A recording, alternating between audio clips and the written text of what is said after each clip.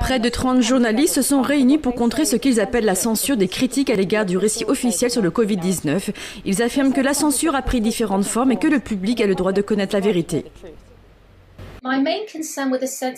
Ma principale préoccupation concernant la censure est que le public n'est pas bien informé. Ils n'ont même pas d'informations sur les vaccins. Ils n'obtiennent pas de consentement éclairé. Le consentement éclairé signifie que vous devez connaître tous les risques impliqués. Cela a été complètement minimisé.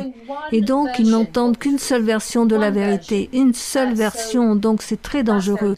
De plus, les médias grand public ont répandu la peur.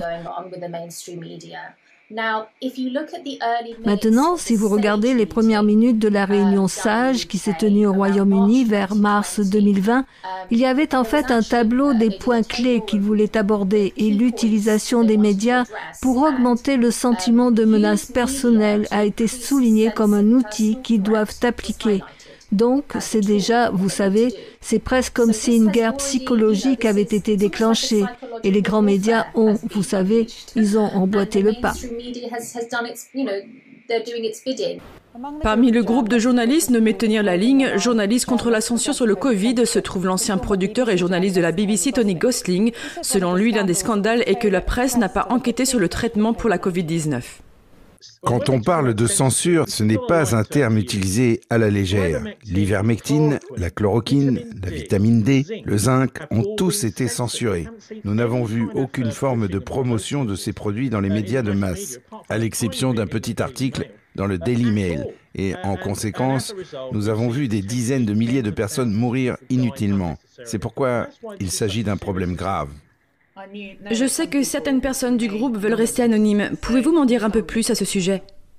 Eh bien, il y a de très bonnes raisons pour lesquelles les gens doivent rester anonymes. Si quelqu'un sait comment le journalisme fonctionne aujourd'hui, la BBC a adopté des directives officielles qui interdisent aux gens d'exprimer leurs opinions en dehors de la société. Et s'ils le font, cela peut être une infraction passible de licenciement.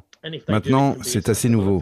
Et il est certain que dans l'ancien temps, dans le journalisme traditionnel, les journalistes peuvent exprimer leurs opinions quand ils le souhaitent. Et ils n'ont pas nécessairement à faire face à une quelconque forme de discipline ou de licenciement. Je pense que si vous vous en prenez publiquement à votre patron, par exemple, c'est une chose. Mais si vous dites simplement des choses comme « je ne pense pas que je vais recevoir ce vaccin », et c'est pourquoi, alors pourquoi est-ce une infraction passible de licenciement? Si vous vous rendez à un rassemblement envers une personne intéressée pour voir ce qui se passe, pourquoi est-ce un délit passible de licenciement? Bien sûr, ça ne devrait pas l'être, mais ça devient des infractions passibles de licenciement.